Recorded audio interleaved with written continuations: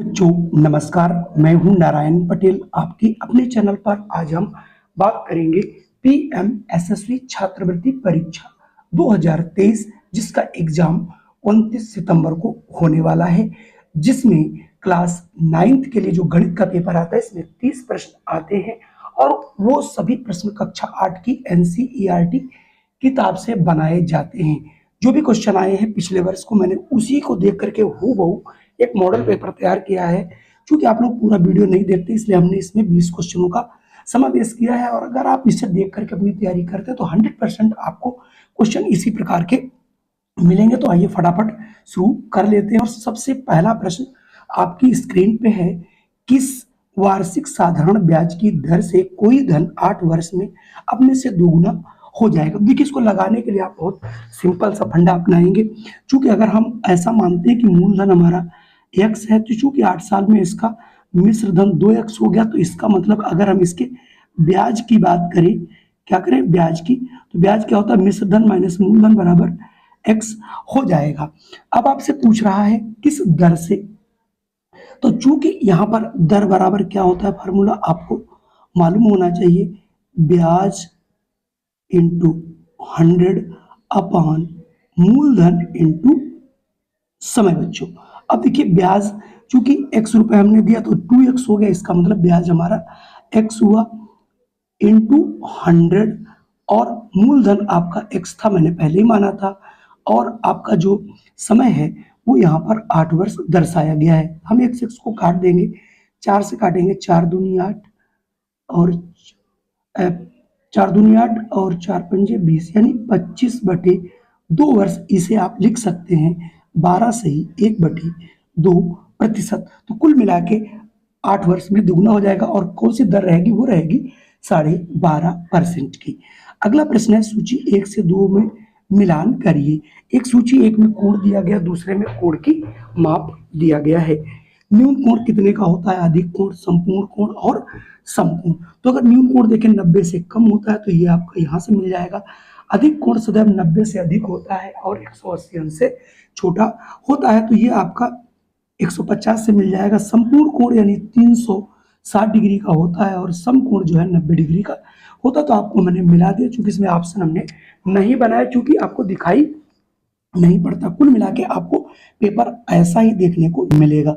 अब देखिए 99 का घात 3 का मान क्या होगा। अब आपको यहाँ पर मैं एक चीज बता देता हूँ कि इसे आप कैसे कर सकते हो। देखिए आपको मालूम होना चाहिए जब हम घन किसी संख्या का करते हैं तो घन में देखिए अगर 9 इंटू 9 इंटू 9 3 बार करोगे, इसके इकाई अंक है तो 9 9 81 इंटू 9 9 1 यानी जिसका इकाई अंक 9 होगा वही आंसर होगा। तो ये परीक्षा में आपको जज करते हैं कि आपको घन के लिए नहीं पूछते, ये पूछते हैं कि बच्चे को कॉन्सेप्ट क्लियर है या नहीं। तो इसका मतलब इसमें देखिए यहाँ 4 आया है, इकाई अंक यहाँ 8, यहाँ कितना है 1, तो इसका मतलब इसका आंसर सिर्फ और सिर्फ यही होगा, क्योंकि जब हम 9 को यानी इकाई अंक को 3 बार गुणा करेंगे तो 9 9 81 9 729 यानी इकाई का अंक 9 ही आएगा।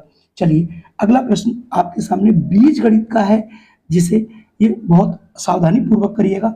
पूछा जा रहा है यदि x plus Y plus z बराबर 12 और x square plus Y square plus Z square बराबर 64, तो x Y plus Y Z plus Z x का मान क्या होगा। इसके लिए आपको एक formula a plus b plus c का होल स्क्वायर याद होना चाहिए। अगर आपने ये फार्मूला जरूर पढ़ा होता, a प्लस बी का होल स्क्वायर जरूर पढ़ा होगा, और उसी के साथ साथ आप और पढ़ लीजिए x plus Y plus Z का होल स्क्वायर पढ़ा होगा। ये क्या होता है बच्चों, ये होता है a square plus B square plus C square plus 2xy plus 2y Z plus 2zx।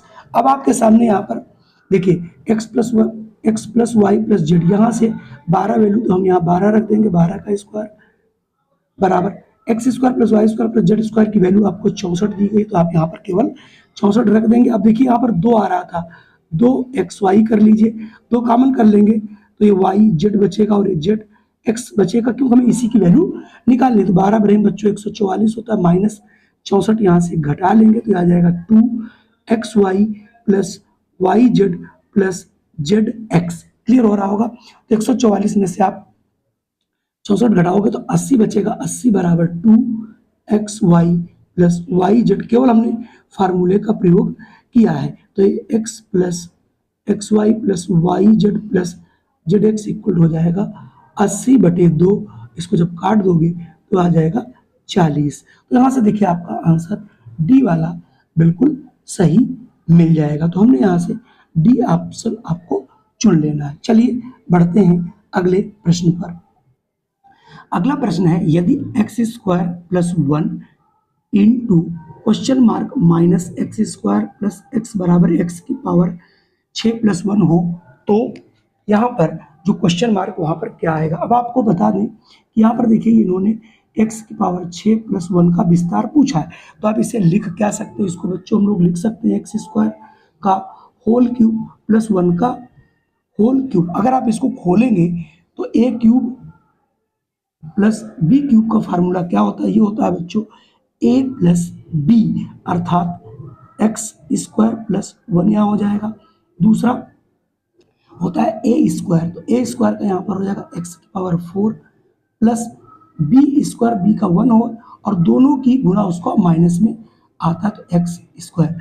कुल मिला के आप देख रहे हो कि ये वाला पद जो आपका यहाँ पर था ये दिया गया है एक्स स्क्वायर प्लस 1, यानी ये वाला आपका पद ये और ये दिया गया, तो ये वाला पद छूटा है, यहाँ पर क्वेश्चन मार्क में एक्स की पावर 4 आएगा। चलिए बढ़ता हूँ अगले प्रश्न पर। अगला प्रश्न आपके लिए अच्छा प्रश्न है, केवल विस्तार करके दिखाना है। एक्स प्लस वाई का whole square plus x square minus y square का मान क्या होगा। तो यहाँ मान आपको निकालने की जरूरत नहीं है, केवल पहले वाले को देखिए खोल देना है। तो ये पहला है, मैं आपको सामने करूँगा, तो ये आ जाएगा देखिए ए प्लस बी का whole square, a square plus B square plus 2ab plus x square minus y square. यहाँ वाई स्क्वायर बच्चों कट जाएगा, ये एक्स स्क्वायर आप जोड़ लेंगे बच्चों, 2x स्क्वायर प्लस 2xy। अगर यहाँ से हम 2x कॉमन कर लें, x प्लस आपका बच जाएगा बच्चों y। तो यहाँ से मुझे लगता है ऑप्शन आपने देख लिया होगा कौन सा ऑप्शन यहाँ पे आ सकता है, चूंकि मुझे ऑप्शन अब यहाँ पे दिखाई नहीं ढंग से पड़ रहा है, लेकिन यहाँ पर जो आपका ऑप्शन मिलेगा वो मिलेगा ए वाला। देखिए शायद दिखाई पड़ रहा होगा ए वाला, ये देखिए। अगला हमारे पास प्रश्न बहुत आसान, ये देखिए यहाँ पर आपको लग रहा होगा बहुत बड़ी गुणा है, कोई हमें गुणा नहीं करना है। ये देखिए 3.5 इंटू 3.5 दो बार आया, तो हम इसका देखिए दो बार आया होल स्क्वायर लिख देंगे, 1.5 का भी होल स्क्वायर लिख लेंगे, अपान 10 कर देंगे। तो आपने एक फार्मूला पढ़ा होगा a square minus b square बराबर ये होता है बच्चों a plus b and a minus b. तो ये हो जाएगा 3 है 3.5 प्लस 1.5 और इंटू 3.5 माइनस 1.5 अपान 10। तो जब 3.5 और 1.5 को जब आप जोड़ोगे तो ये बच्चों आ जाएगा 5 और इंटू वो है आपका 2, 3.5 में से 1.5 घटाओगे बटे है 10, तो 2 पंजे 10, 2 पंजे 10, ये दोनों कट जाएगा तो आंसर आएगा 1। एक आने का मतलब यहाँ से आपका जो आंसर है वो ऑप्शन ए ही सही होगा। अगर आपको दिखाई पड़ रहा है ये देखिए एक आंसर आएगा। अगला ये भी प्रश्न आपका परीक्षा में पूछा गया, 0.00035 का विशेष रूप क्या होगा, स्टैंडर्ड फॉर्म क्या होगा। तो स्टैंडर्ड फॉर्म क्या होता है, एक डेसिमल, एक अंक के बाद डेसिमल लगाते हैं, तो यहाँ पर हमें लिखना पड़ेगा 3.5 इंटू 10 की पावर। तो अब आप यहाँ से देखेंगे करना क्या होगा, हमें पीछे से यानी बाएं से दाईं तरफ एक अंक, दो अंक, तीन अंक, चार अंक चलना पड़ेगा, तो हो जाएगा -4। आपको मालूम होना चाहिए कि जब हम बाएं से दाईं तरफ जाते हैं जितने अंक बढ़ते हैं तो वो 10 की पावर माइनस में आती है, और इस ओर बढ़ते हैं तो वो पॉजिटिव के फॉर्म में लिखी जाती है बच्चों। अगर यही विशेष मान ऐसे आता 35000 का स्टैंडर्ड रूप हो जाता 3.5 इंटू 10 की पावर 1 2 3 4, तो होता 3.5 की पावर 3.5 इंटू 10 की पावर 4। चलिए बढ़ते हैं अगले प्रश्न पर। अगला प्रश्न आपका वर्गमूल से है, यदि 729 का वर्गमूल 27 हो तो 0.0000079 का किसके बराबर होगा। अब आपके सामने देखिए ये आपने करा, इसका अगर आप वर्गमूल लोगे तो ये 27 के बराबर आएगा। अब आपके सामने चुनौती 0 0 0 0 0 7 2 9 का। इसका वर्गमूल तो 27 ही आएगा, लेकिन एक जोड़ा आप ये बनाओगे, एक जोड़ा ये बनाओगे, एक जोड़ा ये बनेगा, एक जोड़ा ये। इसका मतलब जो भी इसका वर्गमूल आएगा, कितने अंक होंगे उसमें? 1 2 3 और 4। चूंकि आगे 0 है तो 2 अंक तो आ चुके हैं, तो आप 2 0 और बढ़ा लेंगे, तो 0.0027 जो है इसका आंसर आएगा। अब देखते हैं कौन सा आंसर यहाँ पर ये है। 90 का यहाँ पे सी वाला आंसर मिल रहा है। 10वां प्रश्न काम समय और चाल समय का, इससे भी प्रश्न 100% आपका पूछा जाएगा, पिछले वाले पेपर में भी आया है।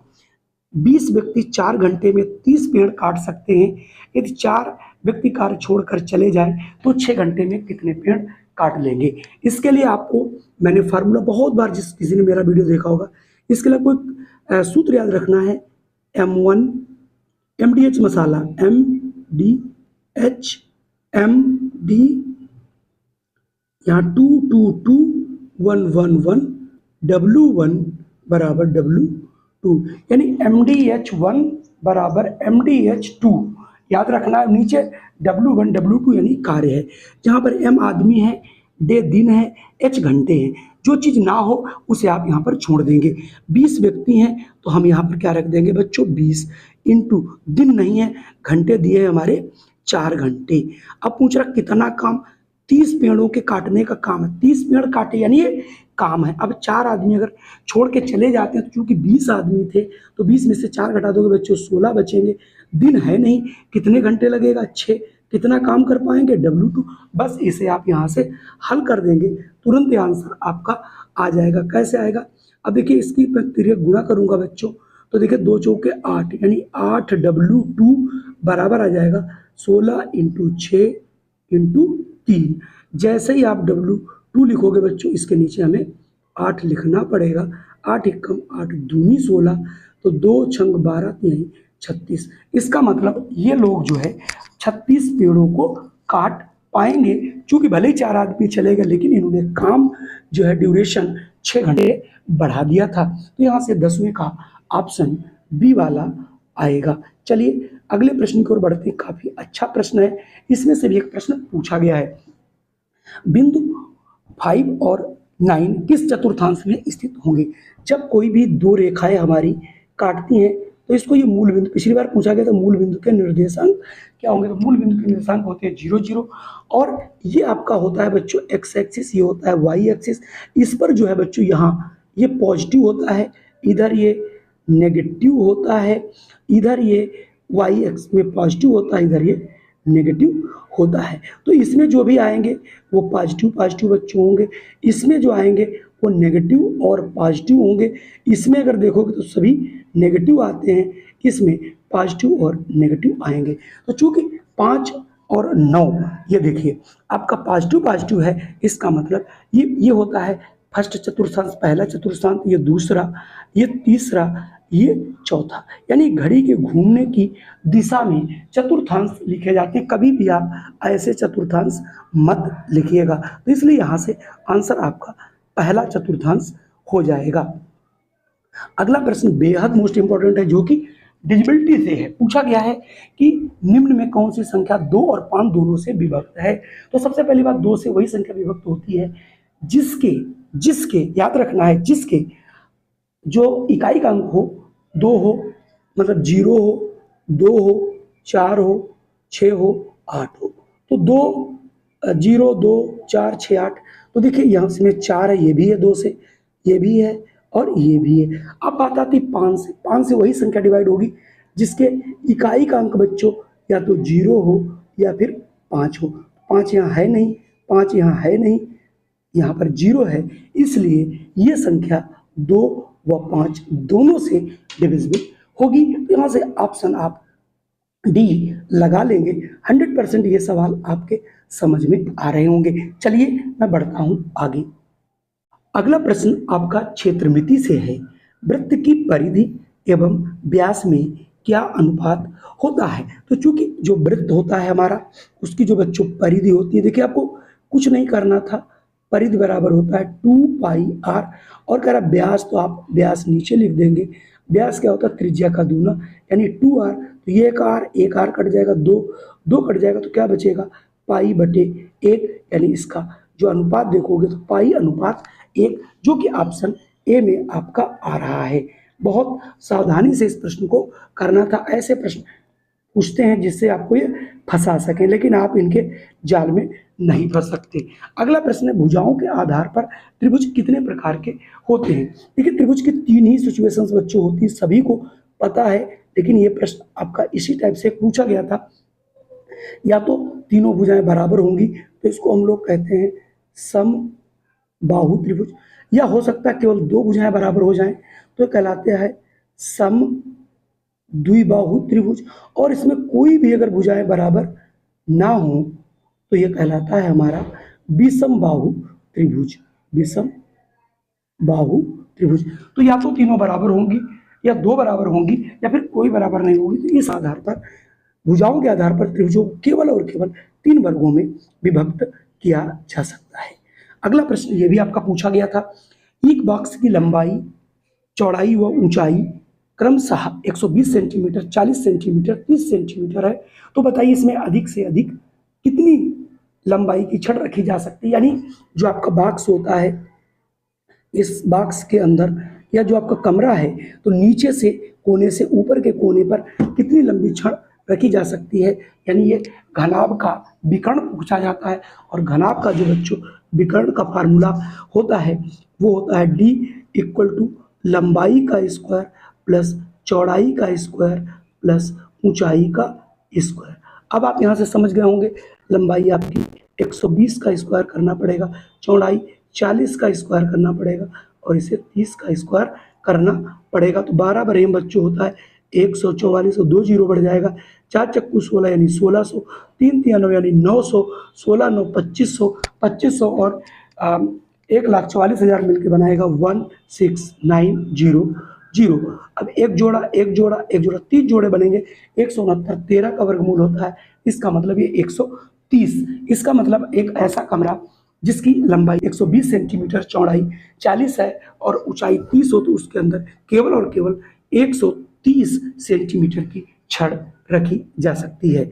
अगला प्रश्न बेहद आसान है, पूछ रहा है गणित की वह शाखा जिसके अंतर्गत लंबाई, क्षेत्रफल और आयतन की माप की जाती है। तो त्रिकोणमिति में तो भुजा और कोणों से संबंध दिया जाता है, ज्यामिति तो दूसरी चीज हो गई, ठोस ज्यामिति भी अलग हो गई। क्षेत्रमिति के अंतर्गत हम आयतन और क्षेत्रफल की माप करते हैं, तो यहाँ से ऑप्शन बी होगा। काफी इसमें से जो भी 2-3 क्वेश्चन आपको मिलेंगे 30 में, 3 से 4 प्रश्न बिल्कुल बेसिक रहेंगे, इसलिए आप बेसिक पूरा पढ़ करके जाइएगा। अगर अभी तक आपने वीडियो लाइक नहीं किया है तो आप तुरंत इसे लाइक कर दीजिए, और अगर चैनल पर पहली बार है तो इसे सब्सक्राइब अवश्य कर लीजिए। अगला प्रश्न हमारा जो है प्रतिशत से है, यानी लाभ और हानि से है। अतुल ने अपनी घड़ी ₹198 में बेच दी और 10% का लाभ प्राप्त किया, तो घड़ी का क्रय मूल्य क्या होगा। मान लेते हैं बच्चों हम यहाँ पर बहुत आसानी से घड़ी का मूल्य ₹100 है, और इसी ₹100 पर उसने 10% का लाभ जब पाया तो ये 198 की बिकी। अब आप इसे हल कर देंगे, x + x × 10% है बटे 100 कर देंगे = 198, 0 कट जाएगा तो ये आ जाएगा 10, और इसका हम लघुत्तम बच्चों ले लेंगे, यानी ये हमारा बना x + 10। इसका अगर लघुत्तम लेंगे 10 आएगा, तो 10 × 1 = 10, 10x + 10 × 1 = 10, x आ जाएगा 198। अब आप क्या करोगे, 10 और 1 11x बटे 10 = 198, फिर एक गुणा कर दोगे तो आ जाएगा 11x = 198 × 10, और जब 1 का x पूछा जाएगा 10 से 11 से आप भाग कर दोगे, 11 कम 11, 11 ठीक 88, 18 × 10 बच्चों आ जाएगा 180। यानी जिस घड़ी का मूल्य 180 रुपये रहा होगा उसे अगर 10% लाभ पर बेचा जाए तो वो घड़ी 198 रुपये की बिकेगी, क्योंकि 180 का अगर आप 10% निकालोगे बच्चों तो ये आ जाएगा 18 रुपये, और 180 की आपकी घड़ी ही है तो देखिए 198 रुपये ही आएगा। अगला प्रश्न आपका घनमूल से, केवल आपको यहाँ से घनमूल निकालना है। घनमूल आप 2 तरीके से निकाल सकते हो। घनमूल 2 तरीके से आपको केवल और केवल इस समय गुणनखंड विधि से ही निकालना पड़ेगा। देखिए, और ये 343 इसका होता है बच्चों 7 का होता है, 512 6 का होता है, और 2100 ये आपका 13 का होता। थोड़ा सा आप घनमूल कम से कम 20 तक जरूर याद रखें, तभी जाके ऐसे प्रश्न आप कर पाएंगे। इसका आंसर आ जाएगा 128, सॉरी 28, जो कि आपका ऑप्शन सी में दिया गया है। अगला प्रश्न आपके सामने वर्ग का ही है, ये भी वर्गमूल और का है। यदि √256 यानी √256 इंटू 4 का स्क्वायर इक्वल टू x की वैल्यू बताना है, तो 256 जो है 16 का वर्ग होता है, 16 16 256, 16 का वर्ग होता है 16 बराबर x, 16 16 फिर बच्चों होता है 256 बराबर x। इसका मतलब x की वैल्यू आएगी 256। अगला प्रश्न और हमारा आज का अंतिम प्रश्न है, निम्नलिखित में से कौन सी एक पूर्ण पूर्ण संख्या नहीं है, यानी पूर्ण वर्ग संख्या नहीं है। 625 या 25 का देखिए बच्चों वर्ग होता है, ये 12 का वर्ग होता है, ये 30 का वर्ग होता है, और ये किसी का वर्ग नहीं होगा। क्यों नहीं होगा? क्योंकि इसके अंत में इकाई का अंक 2 है।